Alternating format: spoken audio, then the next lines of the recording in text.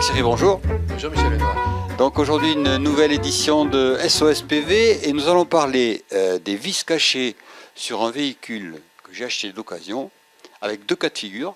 Soit je l'ai acheté à un vendeur professionnel, soit je l'ai acheté à un particulier. Alors, Si vous l'achetez à un vendeur professionnel, c'est toujours mieux, parce que vous avez une garantie qui vous est offerte par la loi, par le code de la consommation, qui fait que si dans l'année vous avez un problème avec votre voiture, il est réputé être un vice caché.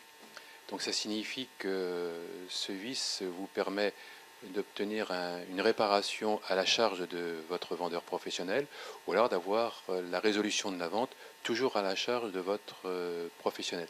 Et le professionnel ne peut pas se défiler, sauf s'il démontre que manifestement le vice ne peut pas provenir de son fait.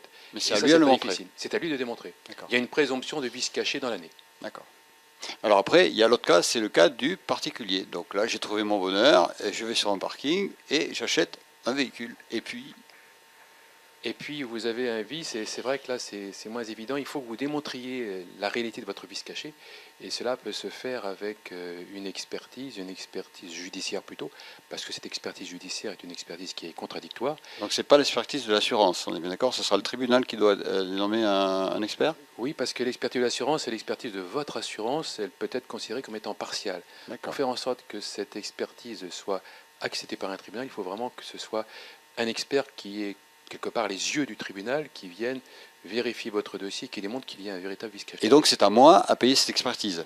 C'est à vous d'avancer les frais de cette expertise. Si vous avez une protection juridique, les frais de cette expertise peuvent être pris en charge par cette protection juridique, c'est bien.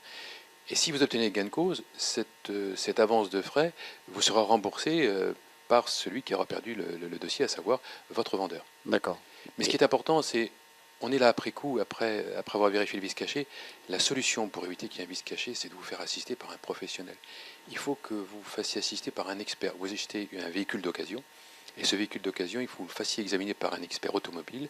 Ça vous coûtera 180 €. L'expert automobile, c'est quelqu'un qui valorise les réparations de votre voiture s'il y a un accident, qui est donc mandaté par la compagnie d'assurance. Il connaît très bien effectivement les véhicules, les problèmes des véhicules, et il va examiner le véhicule que vous avez l'intention d'acheter, et puis il dira vous pouvez l'acheter, ou vous ne pouvez pas l'acheter. Et puis s'il dit vous pouvez l'acheter, s'il y a un vice derrière, il aura une garantie. Donc manifestement, vous aurez un responsable, une assurance d'expert automobile qui prendra en charge le problème. Et ça, c'est important. Merci Jacques, et puis à la prochaine fois. À votre disposition, Michel.